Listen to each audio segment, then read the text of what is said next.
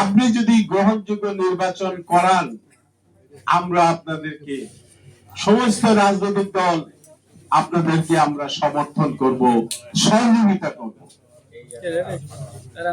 উনি বলেছিলেন এমন একটি নির্বাচন আমি জাতিকে উপহার দিতে চাই, সেটা সারা বিশ্বের মানুষ তাকিয়ে দেখবে যে কি ধরনের নির্বাচন উনি উপহার দিতে চাচ্ছেন। আমাদের কাছ থেকে নাকি শিক্ষণীয় অনেক কিছু পাবে এই নির্বাচন, সুষ্ঠু নির্বাচনের। আমরা আপনাকে ধন্যবাদ জানাই। আমাদের প্রধান উপদেষ্টা, জাতির এক ক্রান্তি লগ্নে আপনি এসে দায়িত্ব নিয়েছিলেন, যে সময়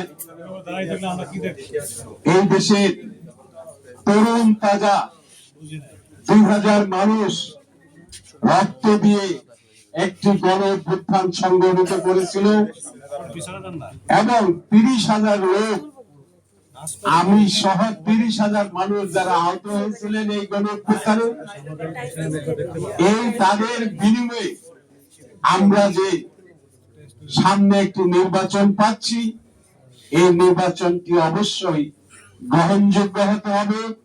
আপনি বক্তৃতায় বলেছেন, আমরা সেটাকে আপনাকে অনুরোধ করব, কাজে সেটা প্রমাণ করাতে হবে। আমরা আপনাকে গত বছর 5ই আগস্ট থেকে আপনাকে সহযোগিতা করে আসছি। আপনার উপদেষ্টারা কতটুকু দায়িত্ব পালন করতে পেরেছে না পেরেছে আপনি ভালোভাবেই জানেন। তারপরেও আপনার প্রতি আমাদের সমর্থন রয়ে গেছে একটি সুষ্ঠু নির্বাচনে, এবং আমাদের সুপারিশে, রাজনৈতিক দলগুলোর সুপারিশে যে নির্বাচন কমিশনার, প্রধান নির্বাচন কমিশনার উপস্থিত হয়ে এখন আছেন, আমরা তার কাছে অনুরোধ করব, আপনি স্বাধীনভাবে কারোর প্রতি পক্ষপাতিত্ব না করে একটি লেভেল প্লেইং ফিল্ড আপনি তৈরি করুন।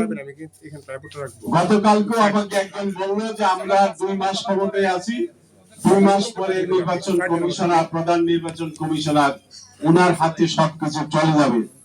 সরকারের একজন গুরুত্বপূর্ণ ব্যক্তি গতকাল জাতীয় ঐক্যমত্য কমিশনে আমাকে বলেছিল লিফটের ভিতরে